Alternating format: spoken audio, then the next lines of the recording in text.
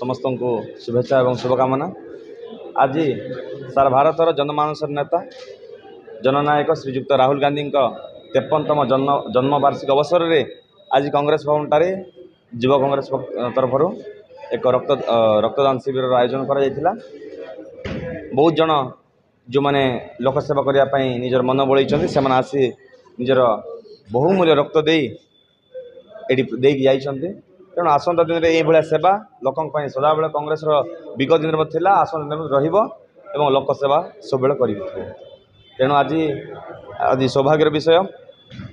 समस्ते युवा कांग्रेस साथी मैंने आसी एठी निज निज रक्तदान कर। हाँ निहाती भाव में युवपीढ़ी बहुत आक्रोशमूलक भाव में विगत दिन में कम कर ये राहुल गांधी जन्मदिन में समस्त एनकरेजमेंट समस्त कि भाव में रही। तेणु आसंता दिन में यही उत्साह ये उद्दीपना ये आशा युव कांग्रेस सब रमर जे राज्य प्रदेश कांग्रेस कमिटी सभापति युव रंजित पात्र भाई से सदा बेले आम युव कांग्रेस भाई माने कर्मकर्ता को उत्साह दे आसंता दिन देवे बोली मैं आशा करुँच। निहाती भाव में कौन सन्देह ना निहाती भाव में कौन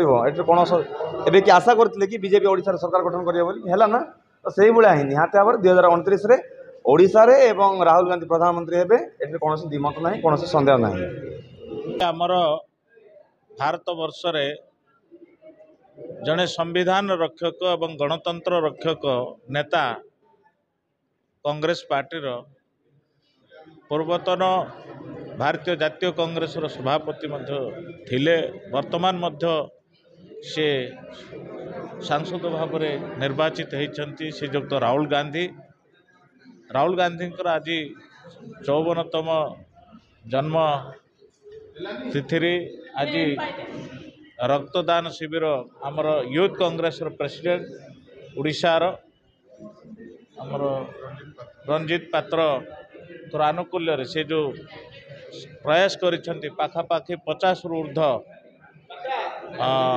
युवक माने युवती माने रक्तदान आयोजन कर कांग्रेस भवन ठारे से स्वागत योग्य मो मोहना विधायक भाव में पुनर्बार निर्वाचित होइथिबारु आज ओथ नहीं आसला परे शपथ पाठ नहीं आसला परे यही कार्यक्रम में अंशग्रहण करिछि। तेणु आज आमर संविधान रक्षक एवं गणतंत्र रक्षक नेता आसंता दिन में आज पवित्र दिन में आशा करुछि निश्चित भाव में देश रे 2029 निश्चित भाव में से प्रधानमंत्री रूप भाव में आम देखापी सारा भारतवासी जो आशा आकांक्षा रही परिपूर्ण हम बोली आज मत करुँ।